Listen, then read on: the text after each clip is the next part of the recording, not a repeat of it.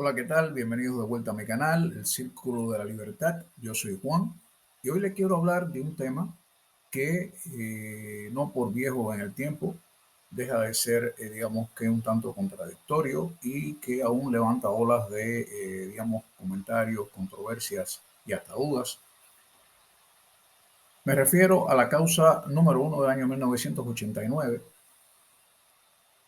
mediante la cual un grupo de altos oficiales de las Fuerzas Armadas Revolucionarias y del Ministerio del Interior fueron detenidos, acusados, juzgados y sentenciados a penas que fueron desde la pena capital, muerte por fusilamiento, a largas condenas en prisión. Como decía, este fue un evento que conmocionó a la sociedad cubana y al mundo porque por primera vez altos oficiales con gran familiaridad por su trabajo o por su cercanía con Fidel Castro y Raúl Castro eran presentados a la luz pública como, digamos, delincuentes, como personas de un actuar inmoral. Y las personas se cuestionaban, bueno, que cómo era posible, porque pues, siendo tan cercanos a Fidel y a Raúl, este actuar pasara, digamos que inadvertido. Y pues esto creó, digamos que, una serie de sentimientos y posiciones encontradas. Yo recuerdo que era muy joven y, y en aquel torbellino de sentimientos, de opiniones y posiciones, yo creía, como creían la mayoría de las personas en Cuba en aquel momento, que lo que se ofrecía o lo que se proponía como idea del gobierno expresado en este tribunal era, digamos que lo correcto, lo justo, para darle solución a esta situación. Yo creo que estar sometidos a la propaganda comunista, a la manipulación, a tantas, eh, digamos que, acciones que prevenían a los cubanos de pensar, de tener opciones de valorar, de analizar, viniendo como venía la información de un solo emisor. Hoy ya en el tiempo es un tanto diferente. Digamos, por ejemplo, yo les voy a poner ahora un fragmento o varios fragmentos del juicio, los he escogido porque he estado pensando que en aquella época también habían o personas que por su familiaridad con los acusados o por su familiaridad con los hechos o por su familiaridad con ciertas fuentes de información, se hablaban de que la razón real de la causa se escondía tras un intento de secesión, digamos, orientar el comunismo en Cuba y lo que ellos llaman revolución a un proceso de cambios económicos y políticos y a tratar de convencer o de forzar a Fidel y a Raúl a abandonar el poder. Era lo que se decía. De inicio, el fiscal, cuando hace su alegato, de alguna manera lo deja entrever. Miren para acá. Siempre mirando hacia el tribunal. Arnaldo Ochoa Sánchez. Este país, Hace un poco más de 3 años fue convocado por el comandante jefe del partido a un proceso de rectificación de errores, de tendencia negativa, etcétera, que ha conmovido una buena parte de nuestra población. Durante todo ese tiempo usted permaneció fuera de Cuba. no sé, Casi todo. yo una gran parte de la vida la paso fuera de A usted no. Esto de empezar a hacer la revolución de nuevo, Fiscal, por métodos distintos. ¿A usted no le entusiasmó? esas son cosas difíciles. ¿No le entusiasmó? ¿Por qué no lo entusiasmó? Usted, en su intervención ante el Tribunal de Honor, en las dos intervenciones, realmente mostró a nuestro país porque había sido usted general de división, porque había sido un héroe de la República.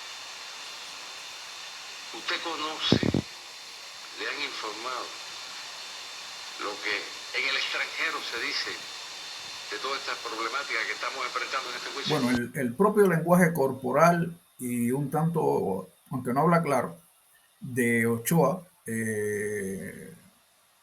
o sea, el lenguaje corporal de Ochoa y un poco lo que dejan entredecir, nos da una idea de que esto que le acaba de decir el fiscal es el trasfondo de, o la razón por la cual está allí. Ya luego, más adelante, Ochoa le dice al fiscal, cuando es cuestionado si sabe o supo en algún momento de las actividades del grupo este MC, de lo que voy a hablar luego que ven el siguiente fragmento, él le dice que no. Le dice, no, yo no estaba al tanto de esto, yo estaba al tanto de esto otro. Y le, les pongo a continuación las palabras de Ochoa. Bajo el mando del ex coronel Tony de la Guardia, realizando operaciones de narcotráfico en Cuba. Bueno, en realidad yo no tuve conocimiento. Tony nunca me dijo a mí que él estaba haciendo operaciones de narcotráfico. Él me habló a mí de las operaciones de tabaco, que estaba haciendo una operación de tabaco, una operación de objeto de arte, otra de, creo que la última hace un mes y pico, 2 meses, de Gallo Pinto. Bueno, aquí ya pueden ver cómo, con sus palabras, que deja claro que tenía conocimiento de que habían operaciones que se estaban realizando y que se las dijo el propio Antonio de la Guardia, referidas a el contrabando de tabaco, contrabando de obras de arte y contrabando de gallos finos. Y aunque es punible, criticable y severamente sentenciable el hecho de con el contrabando de drogas, aquí se están hablando de otras actividades de contrabando. ¿Y cómo es posible que el presidente de un país, como lo era Fidel Castro, que era el presidente del Consejo de Estado de la República de Cuba, pudiera ordenar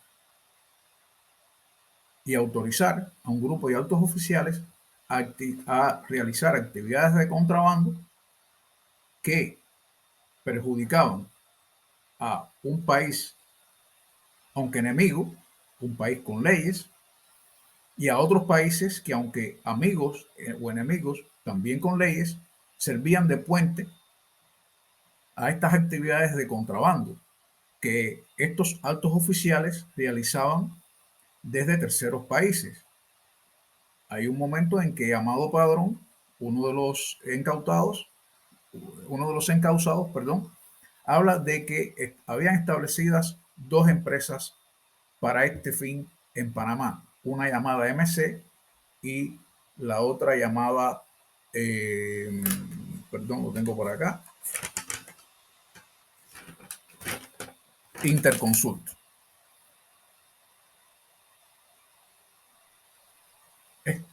Es increíble. Si usted se pone a pensar que un presidente de un país le dé una patente de corso a unos oficiales para que realicen actividades de contrabando, aunque fuera con el alegado fin de burlar el bloqueo y permitir la entrada en Cuba de equipos de tecnología y de otras cosas, o sea, de otros productos que eran necesarios en Cuba, a través de acciones de contrabando. Eso es, para mí le digo, en aquel momento, aunque tal vez lo pensé o me pasó por la mente, no le di la importancia y el, digamos, le vi el peso o real que esto tiene. Ya ahora voy a continuar pues poniendo, perdón, olvidé algo muy importante, y es que el,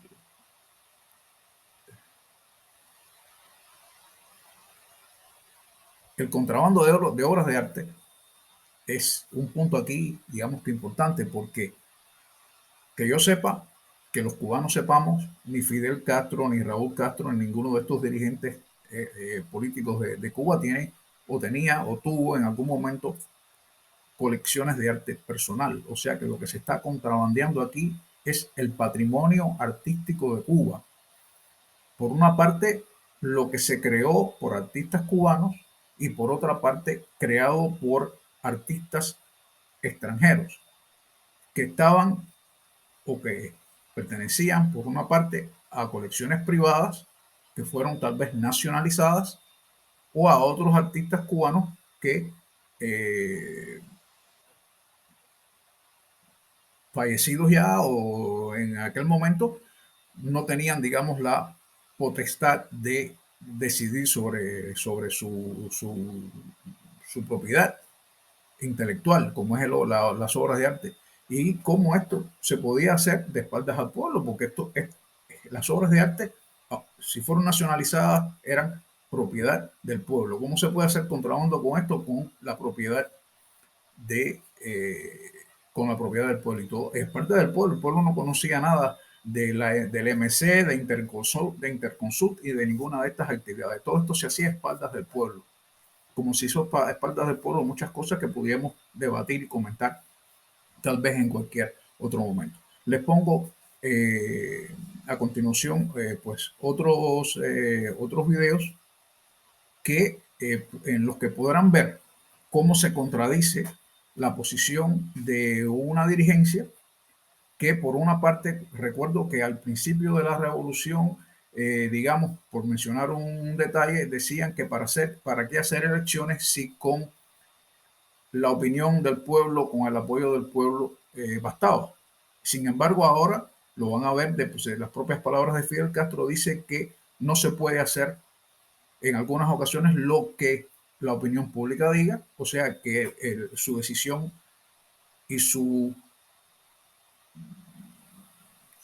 decisión y digamos su criterio eran predominantes, y cómo hay una gran contradicción entre lo que se dice o lo que se trata de decir a través del juicio y sus palabras finales.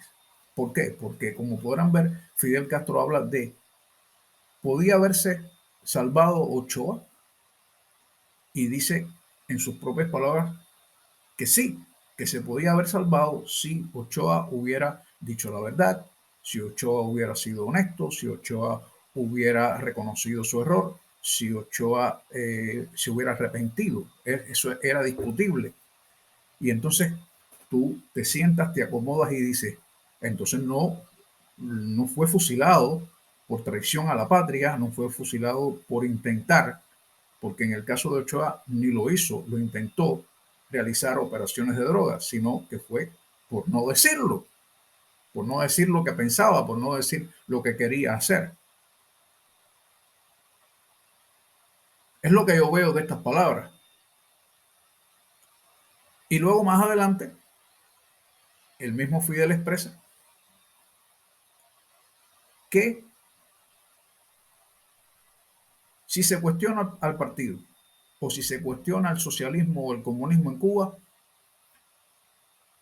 no hay, digamos que no se puede ser, digamos que tolerante o no se puede ser, digamos, de mano blanda, y que el tribunal ha dado un ejemplo, como decir, que se ha dado un escarmiento para que el que lo piense. Después de esto, el que lo piense muy bien.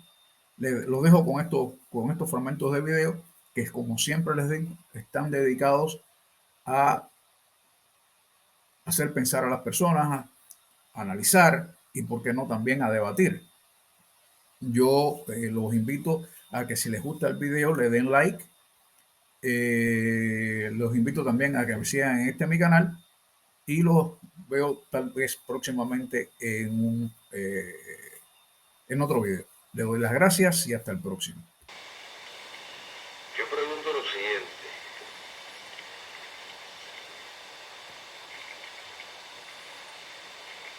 Cuando tenga la conciencia de que con la guardia está haciendo ese negocio, que puede poner en riesgo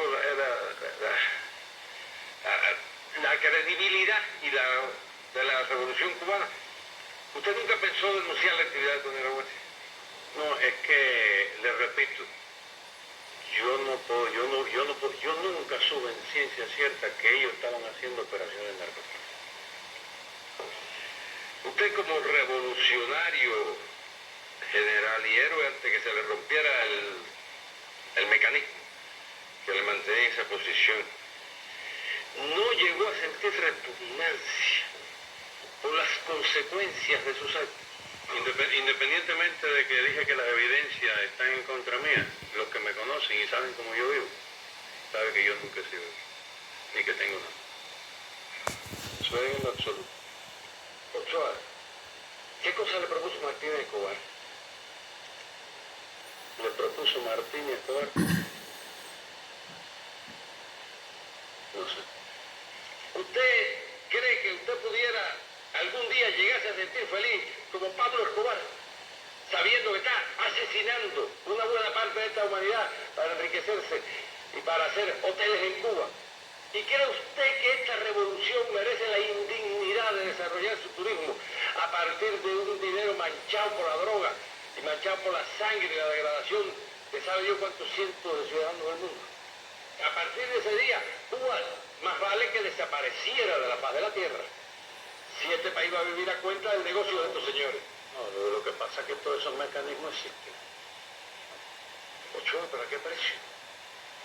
¿A qué precio la salud del pueblo? ¿A qué precio la salud del mundo?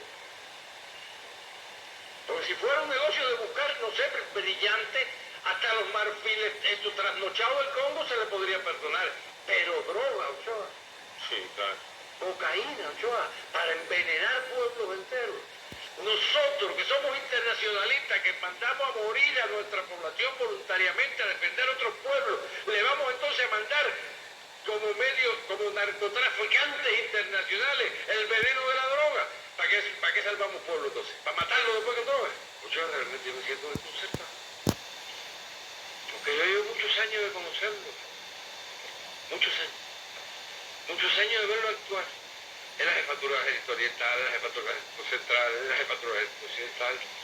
Le he visto dirigir maniobras, dirigir ejercicios, dirigir tropas.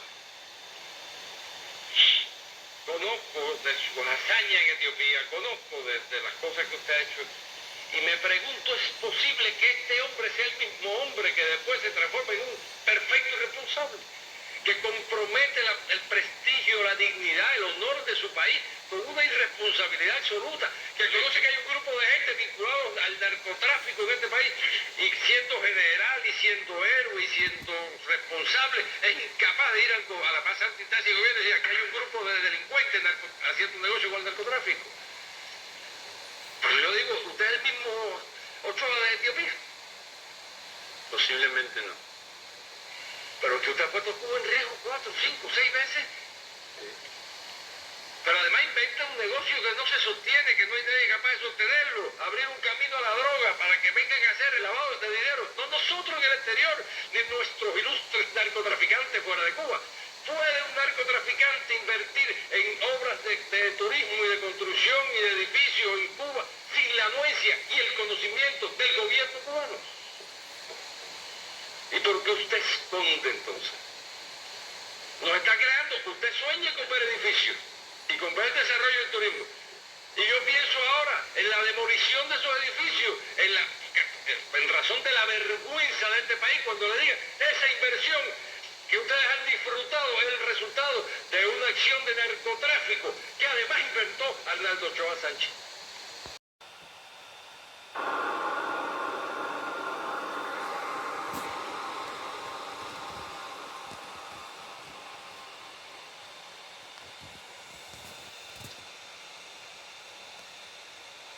Considero que este proceso se ha caracterizado por su excepcional limpieza.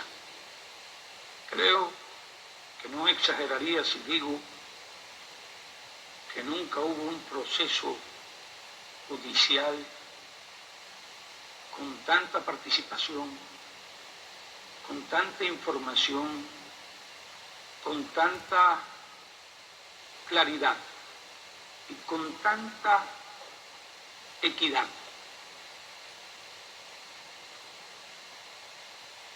Pero lo que no puede existir necesariamente es la necesidad de hacer lo que la opinión pública pida o lo que la opinión pública piensa.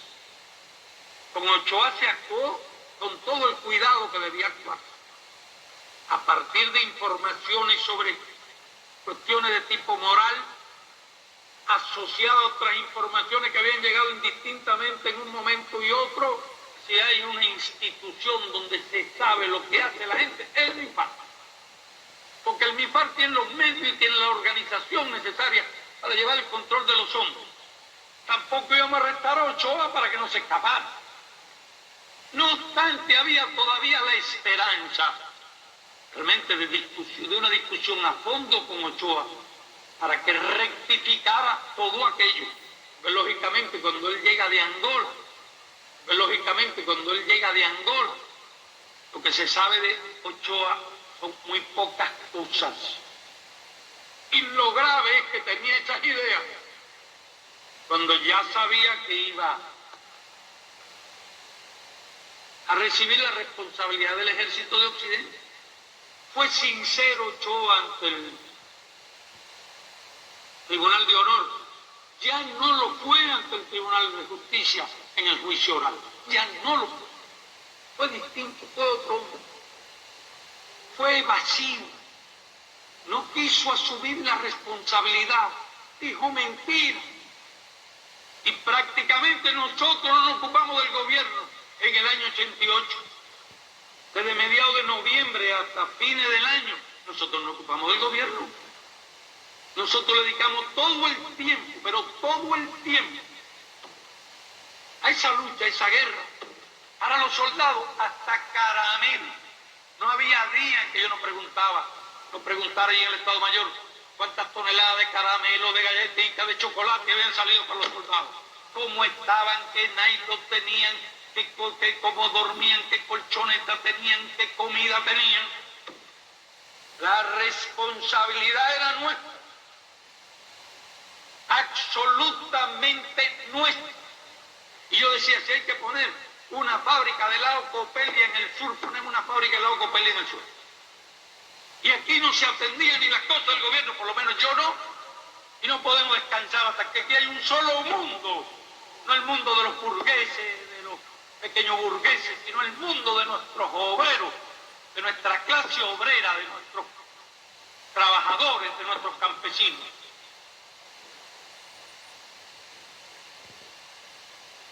De repente se invade. Lo que estaban haciendo estos individuos, el intento de mezclar a Raúl en esta porquería, eran unos hijos de puta. Mezclar a Raúl en esta porquería, mezclar a Raúl en esta...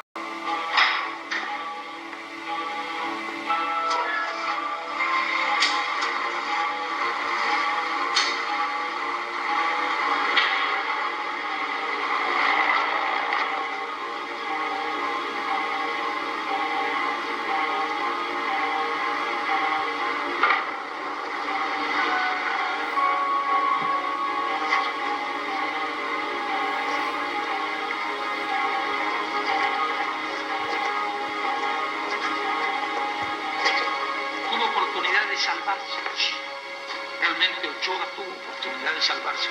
Y se sincera y asume su responsabilidad y dice la verdad. Si hubiera podido discutir eso con un hombre verdaderamente arrepentido.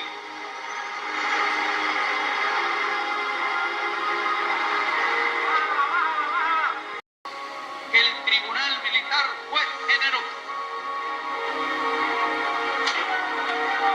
Yo creo que casi todos